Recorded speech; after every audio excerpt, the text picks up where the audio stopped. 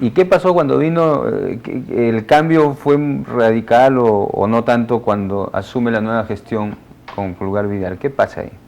Bueno, a decir verdad, el ministro Manuel Pulgar no quiso considerar como parte de su preocupación el informe que nosotros habíamos elaborado. Primero bajo el argumento de que no lo encontraba, y no es verdad porque ese informe estaba en todos los computadores de ahí del ministerio. Se agarró de un argumento formal, en donde sí tenía razón. El informe no fue entregado formalmente con sello y firma a una secretaria, en el caso del ministerio, por parte del viceministro de Gestión Ambiental, que fue el que coordinó la elaboración del estudio.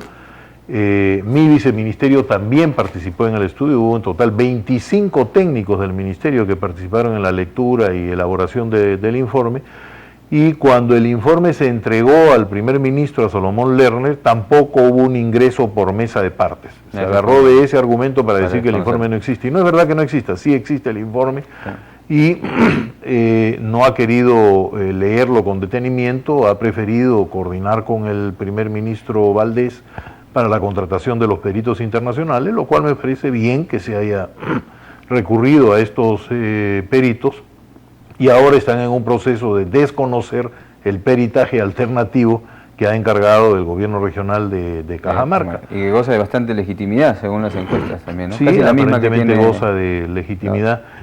Yo creo, la verdad es que ahí hay dos problemas, hay un problema técnico y hay un problema político.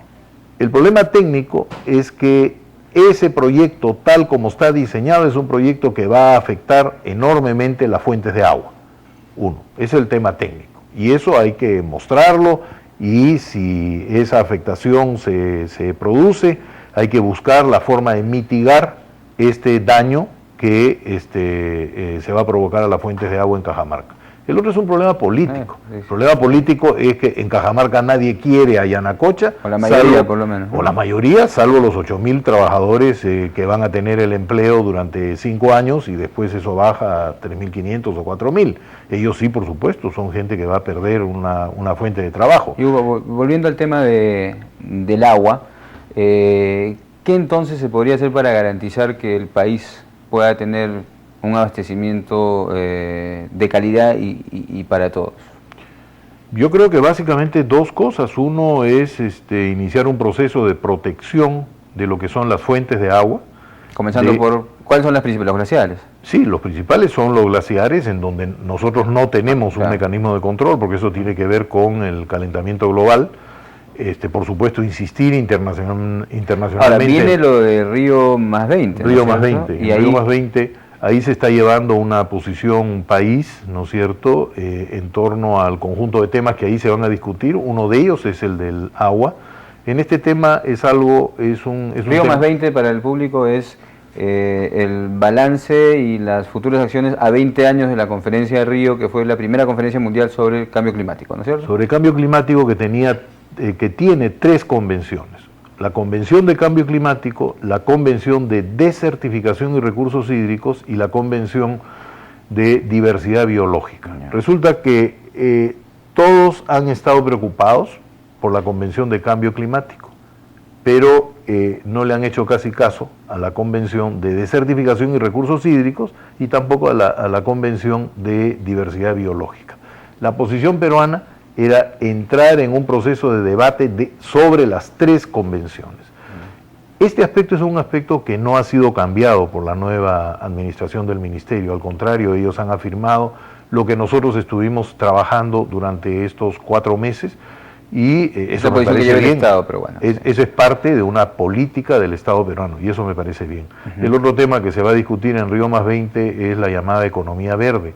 La economía verde es una economía que va a utilizar enormes cantidades de agua y por lo tanto eso significa un problema para el ¿La economía verde qué es? ¿Es la propuesta? ¿De dónde viene el asunto de la economía verde? Es una propuesta que viene de varios países, en particular de la India, ¿no es cierto?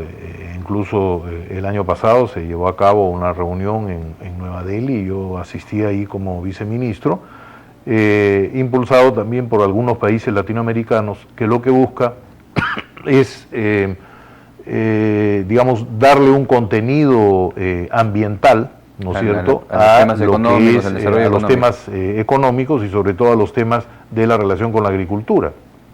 Pero resulta que esta economía verde está basada principalmente en el impulso del biocomercio para las exportaciones. Y habla también de lo que son los biocombustibles, ¿no? Sí, hay todo un tema con los biocombustibles. O sea, en realidad esta propuesta de economía verde no es tan óptima para el asunto del agua. ¿Eso es lo que me quiere decir? Bueno, sí, y hay un gran debate en torno a la economía verde. Sectores de la sociedad civil y sectores científicos se están reuniendo en preparación de Río +20, llevando una posición contraria a esta propuesta de economía verde por la enorme utilización de agua que tiene, ¿no? Y Hugo, el Banco Central de Reserva ha sacado esta moneda de colección sobre la piedra Sayhuite. Ahí ustedes la pueden ver, es un homenaje que se le hace a esta piedra. Y de repente usted no sabe, pero esta piedra tiene mucho que ver con el agua. Cuéntanos, para terminar la entrevista, Hugo, sobre esta piedra. Tiene que ver con dos temas muy importantes.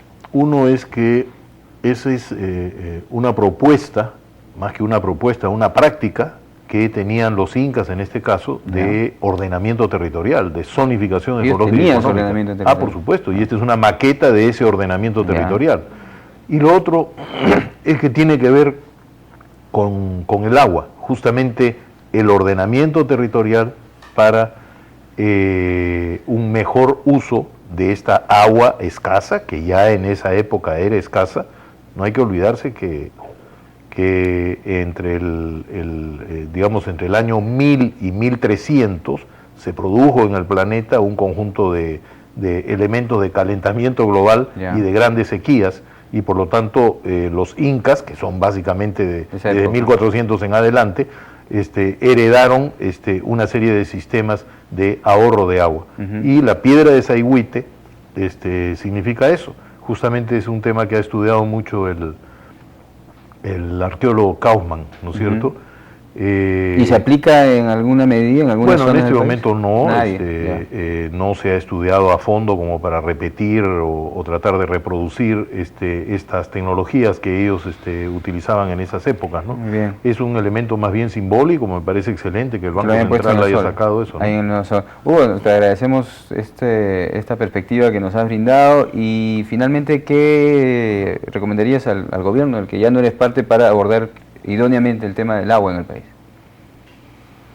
Bueno, un tema tiene que ver con la gran minería, la necesidad de subir la valla ambiental a la gran minería para proteger las fuentes de agua. El otro tema, que no lo hemos tocado ahora, pero que tiene que ver muchísimo con el agua, es el de la minería informal.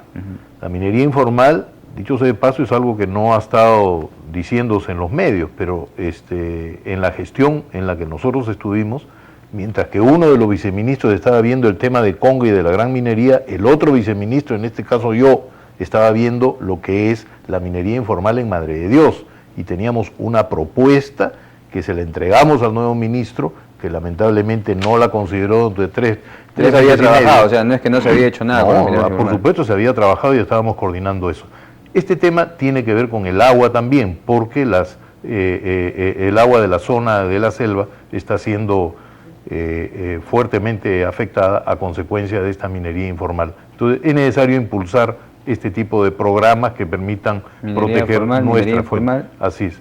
La minería formal, la minería informal, y luchar internacionalmente por lograr disminuir lo que son los gases de efecto invernadero, buscando los compromisos de los países que son los mayores aportantes a estos gases, básicamente Estados Unidos, Europa y los nuevos países emergentes como China, Brasil y la India, ¿no? Hugo, te agradecemos muchísimo tu presencia. Como tú dices, hay otros temas que nos hemos quedado, minería informal, etcétera, y esperamos que más adelante podamos conversar sobre ellos, dado tu capacidad expositiva y tu conocimiento, Hugo. Muchísimas gracias. Gracias.